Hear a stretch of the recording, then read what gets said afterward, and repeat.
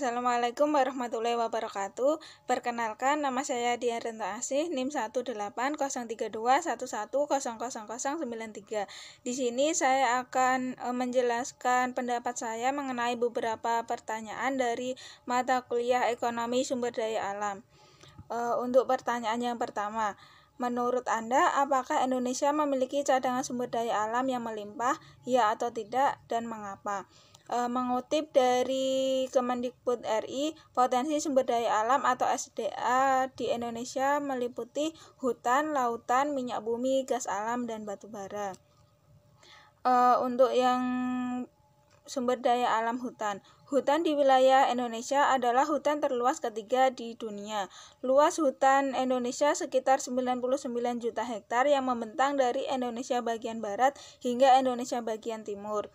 Akan tetapi, luasan hutan di Indonesia semakin mengalami penurunan selama ini. Laju kerusakan hutan Indonesia sekitar 610.375,92 hektar per tahun dan tercatat sebagai 3 terbesar di dunia. Padahal potensi hutan Indonesia sangat besar, mencakup kayu dan semua makhluk yang mendiami hutan. Keanekaragaman hayati yang berada di hutan bermanfaat dan berperan penting dalam keseimbangan lingkungan hidup. Sumber daya alam yang kedua yaitu lautan. Indonesia merupakan negara maritim. Sebagian besar wilayah Indonesia terdiri dari lautan. Lautan di wilayah Indonesia kaya berbagai jenis ikan, sumber daya alam laut berupa biota laut, tambang minyak lepas pantai, dan pasir besi. Potensi ikan laut Indonesia mencapai 6 juta ton per tahun. Potensi laut Indonesia berada di urutan keempat pada 2009 di dunia. Sumber daya alam yang ketiga yaitu minyak bumi. Minyak bumi masih sering digunakan sebagai bahan bakar pembangkit listrik di Indonesia. Perusahaan listrik negara atau PLN sebagian menggunakan minyak bumi untuk menghasilkan listrik. Potensi minyak bumi di Indonesia terus mengalami penurunan setiap tahunnya. Maka dari itu, Indonesia melakukan impor minyak bumi untuk memenuhi kebutuhan di dalam negeri. Sumber daya alam selanjutnya yaitu gas alam. Potensi gas alam di Indonesia sangat banyak. Diperkirakan cadangan gas alam Indonesia sekitar 2,8 triliun meter kubik. Cadangan gas alam Indonesia hanya 1,5% dari cadangan gas alam dunia. Dengan sumber daya alam berupa gas alam sebesar itu, menjadikan Indonesia sebagai negara pengekspor gas alam terbesar di dunia. Negara tujuan ekspor gas alam Indonesia adalah Jepang, Korea, Taiwan, Cina, dan Amerika Serikat. Sumber daya alam selanjutnya yaitu batu bara. Batu bara merupakan bahan bakar fosil yang terbentuk dari tumbuhan yang mati dan tertimbun selama jutaan tahun. Negara Indonesia adalah penghasil batu bara terbesar kelima di dunia. Indonesia menjadi negara pengekspor batu bara terbesar di dunia karena masih minimnya pemanfaatan batu bara di dalam negeri. Negara tujuan ekspor batu bara Indonesia adalah Hong Kong, Taiwan, Cina, Korea Selatan, Jepang, India, Italia, dan negara Eropa lainnya. Batu bara juga dimanfaatkan sebagai bahan bakar dalam sektor pembangkit listrik. Untuk pertanyaan kedua, bagaimana sikap kalian terhadap depresi dan juga kelangkaan sumber daya alam di Indonesia, baik itu sumber daya alam hayati maupun non-hayati? Eksploitasi sumber daya alam dan pembangunan infrastruktur yang tidak menghiraukan aspek tata ruang menyebabkan kurangnya daya dukung lingkungan yang menjadi permasalahan bagi pengelolaan sumber daya alam air di Indonesia. Dirjen Sumber Daya Air atau SDA Kemenpu Muhammad Hasan mengatakan permasalahan tersebut setiap tahun meningkat. Saat ini, daerah tangkapan air berubah menjadi bangunan-bangunan seperti gedung perkantoran ataupun perumahan. Alih fungsi lahan itu disebabkan oleh bertambahnya jumlah penduduk dan pertumbuhan ekonomi, sehingga hal tersebut juga membawa dampak perubahan pada keseimbangan hidrologi.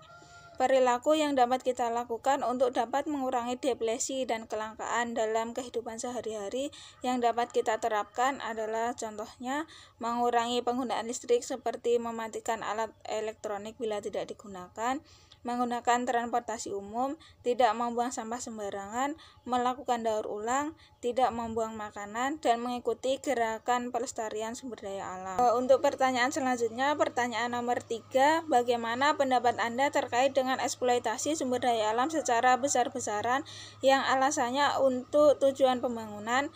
Eksploitasi sumber daya alam secara besar-besaran untuk pembangunan ekonomi seharusnya tidak boleh dilakukan.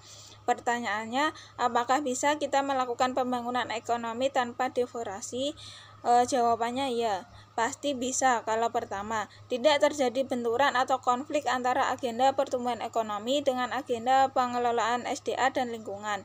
Yang kedua, kalau pembangunan nasional dan daerah mampu melaksanakan pola pembangunan berkelanjutan sesuai dengan tujuan SDGs dengan menerapkan prinsip sinergi secara konsisten, yaitu menjaga dan mewujudkan adanya keseimbangan dan keselarasan antara pembangunan ekonomi, keadilan sosial, dan kelestarian alam dan lingkungan. 3 pilar pembangunan berkelanjutan itu sama pentingnya dan harus dijalankan secara sinergis dan keseimbangan, sehingga tidak ada yang mesti kalah atau menang. Untuk yang ketiga, kalau sistem perekonomian dan kebijakan keuangan tidak memperlakukan hutan dan SDA hanya sebagai faktor produksi dan bahan baku untuk dieksploitasi semata, tapi sebagai sumber daya dengan potensi nilai ekonomi tinggi dan berharga bagi kehidupan manusia dan lingkungan. Jadi, hutan dan SDA tidak dianggap sebagai beban biaya atau cost center, melainkan sumber daya yang berpotensi menghasilkan pendapatan bagi pembangunan dan negara.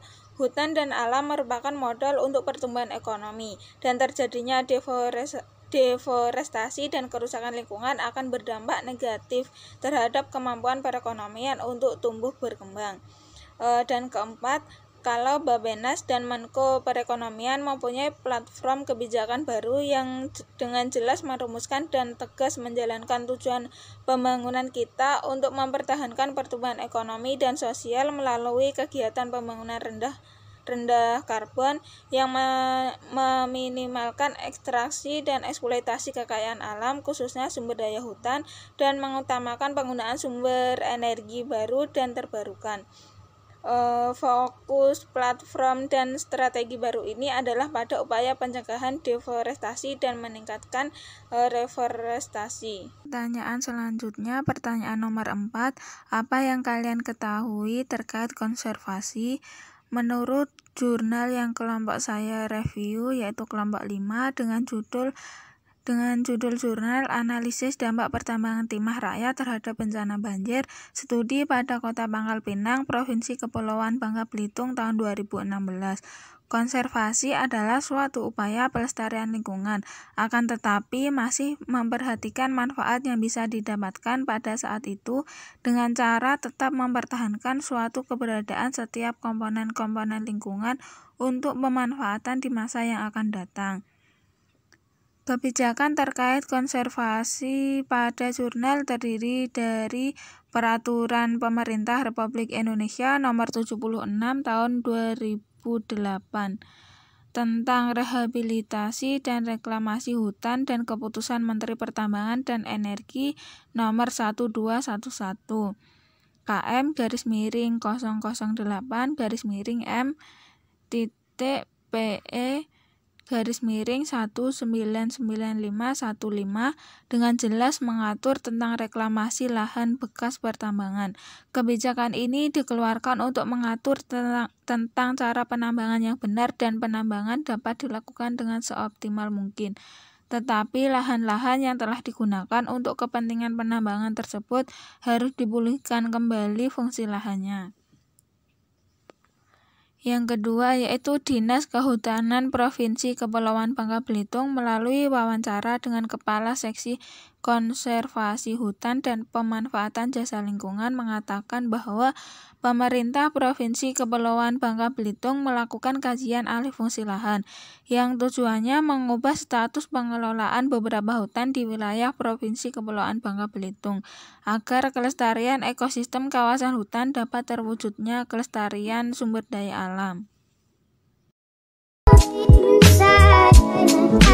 I know